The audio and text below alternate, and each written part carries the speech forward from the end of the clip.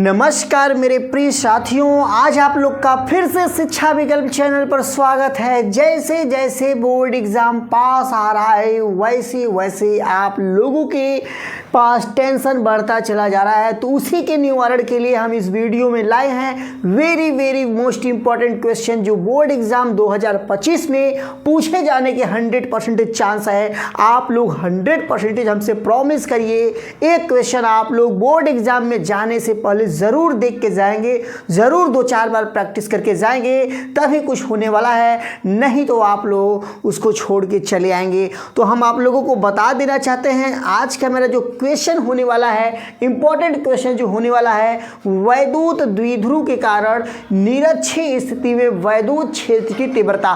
पहले चैप्टर में बस आप इसी को तैयार करिए, बाकी आपका काम तमाम हो जाएगा।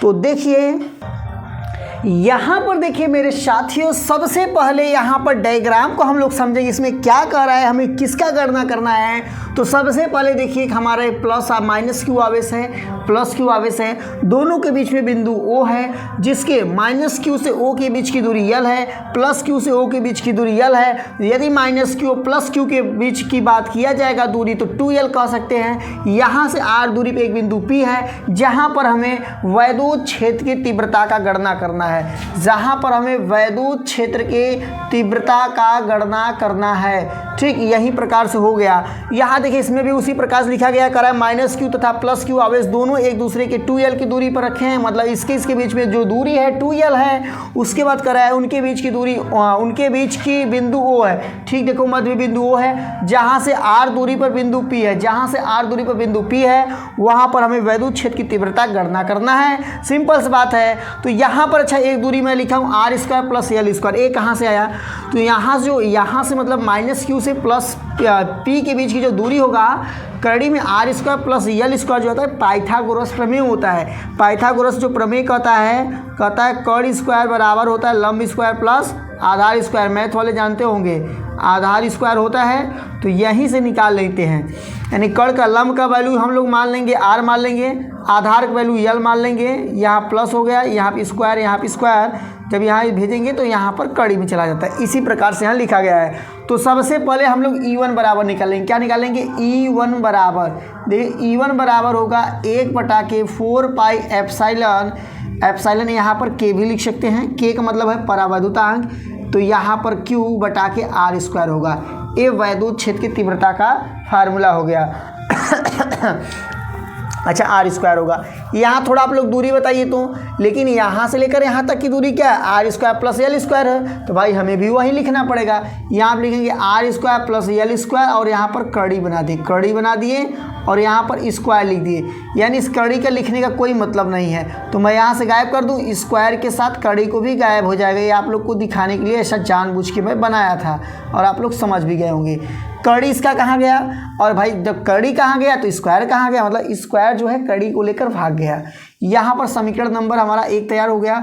इसी प्रकार से हम समीकरण नंबर 2 तैयार करते हैं। ये निरक्षीय स्थिति का है भाई, ये भी आप लोग ध्यान दीजिएगा। 1/4 पाई एप्सिलॉन, मैं आपको प्रयास कर रहा हूँ छोटा से छोटा और आसान से आसान करके बताऊँ, क्योंकि आप लोग बुक में तो बड़ा डिफिनेशन पढ़ते हैं और आप लोग को दिक्कत होता है, इसीलिए मैंने सोचा आप लोग के सामने छोटा से छोटा करके बताऊँ। 1/4 पाई एप्सिलॉन हो गया, यहाँ पर Q/R² प्लस L² होगा। दोनों में सेम कंडीशन है, क्योंकि यहाँ भी यदि मैं दूरी निकालूंगा तो यही होगा R² प्लस L² होगा। तो इस प्रकार से E1 E2 का वैल्यू समान है। हम लोग यहाँ बता देंगे E1 बराबर क्या है, E2 है। E1 बराबर क्या है, E2 है। तो यहाँ पर सबसे पहले आप लोग ध्यान दीजिएगा, एक फार्मूला होता है। फार्मूला क्या, E बराबर होता है E1 cos theta, E1 cos theta plus E2 cos theta होता है। ये फार्मूला है। E1 cos theta plus E2 cos theta होता है। इसको मैं यहाँ कर दूंगा तो ज़्यादा वेस्ट रहेगा, यहाँ पर गैप हो जा रहा है, लेकिन कोई दिक्कत। E1 बराबर E2 लिख दो। कहने का मतलब E1 का वैल्यू E2 से समान है, तो एक तरह समझिए यहाँ पर भी E1 है, यहाँ पर भी E1 है, तो यहाँ पर ऐड हो जाएगा। E बराबर हो जाएगा 2E1 cos थीटा हो जाएगा। क्या होगा, 2E1 cos थीटा हो जाएगा। कैसे हुआ, E1 E2 तो नहीं जुटेगा, ये भाई रूल्स कहता है E1 E2 समान नहीं है तो कहाँ जुटेगा, लेकिन यहाँ बट बता दिया E1 का वैल्यू E2 के बराबर है, इसलिए मैंने इसको जोड़ दिया। अब यहाँ पर बताइए E1 का वैल्यू क्या है, तो यहाँ पर लिखा जाएगा E1 का value 1/4 pi epsilon, 1/4 pi epsilon, यहाँ पर लिख दिए Q/R² प्लस L², इस प्रकार से लिख दिए। हाँ, यहाँ पर एक वैल्यू छूटा है, यहाँ 2 छूटा है, तो मैं यहाँ पर 2 लिख दिया, 2QL कर दिया। हाँ, और अब एक कास्ट थीटा भी छूटा हुआ है। अब कास्ट थीटा देखो, त्रिकोणमिति वाले जानते होंगे, यानी मैथ वाले जानते होंगे, जो लोग त्रिकोणमिति पढ़े होंगे, कास्ट थीटा बराबर होता है आधार बटा के कर्ण होता है। और इसमें आधार जो है यल है, कर्ण आपका पूरा का पूरा है, तो कास्ट थीटा के स्थान पर हम लोग यही वैल्यू पुटअप करेंगे आगे। देखिए E बराबर हो गया 1/4 पाई एप्साइलन, यहाँ पर 2Q हो गया, और यहाँ पर R² प्लस L² हो गया। अब ज़रा बताइए हमें, तो कास्ट थीटा का वैल्यू क्या होगा? कास्ट थीटा का वैल्यू होता है आधार बटा के कर्ण, आधार यल है और कर्ण का बात किया जाएगा तो कर्णी में R² प्लस L² है, ठीक, यहाँ पे हो गया। अब देखिए, मैं चाहूँ कर्णी को हटा के इसकी पावर 1/2 लगा सकता हूँ, 1/2 लगा दिया। 1/2 का मतलब होता है आधा होता है, और इसके पावर का बात किया जाएगी कितना है, तो आप लोग बताएंगे 1 होगा। अब यहाँ देखिए E बराबर क्या कर सकते हैं, 1/4 पाई एप्साइलन कर दिए। यहाँ पर देखिए 2QL से P बन गया, क्या बन गया? P बन गया। यहाँ पर 1 है, यहाँ पर आधा है, 1 और आधा को जोड़ेंगे 1.5 होगा, यानी 3/2 होगा। यानी मैं चाहूँ इसको लिख सकता हूँ R² प्लस L² के पावर लिख सकता हूँ 3/2 लिख सकता हूँ, इतना हो गया। अब यहाँ से देखिए, थोड़ा चेक कर लें आप लोग को दिखाई दे रहा है कि नहीं दे रहा है। अब देखिए यहाँ पर जब मैं गुणा करूँगा, यहाँ अच्छा एक चीज़ आप लोग बता दीजिए, जो R² का वैल्यू है L² के अपेक्षा काफ़ी बड़ा है, यानी L का वैल्यू क्या हो जाएगा, एक तरह से 0 हो जाएगा। तो यहाँ पर जो होगा E बराबर होगा 1/4 पाई एप्साइलन P हो गया। देखिए L को छोड़ दीजिए, L क्यों छूट गया? क्योंकि L का वैल्यू लगभग 0 के बराबर था। यहाँ R की पावर क्या है, 2 है, यहाँ से इसके ऊपर पावर जाएगा 3/2 जाएगा, 2 से 2 कट जाएगा। यहाँ पर हमारा फाइनल देखिए जो बच रहा है, E बराबर बच रहा है 1/4 पाई एप्साइलन P बचा है। क्या बचा है? P कहाँ से आया?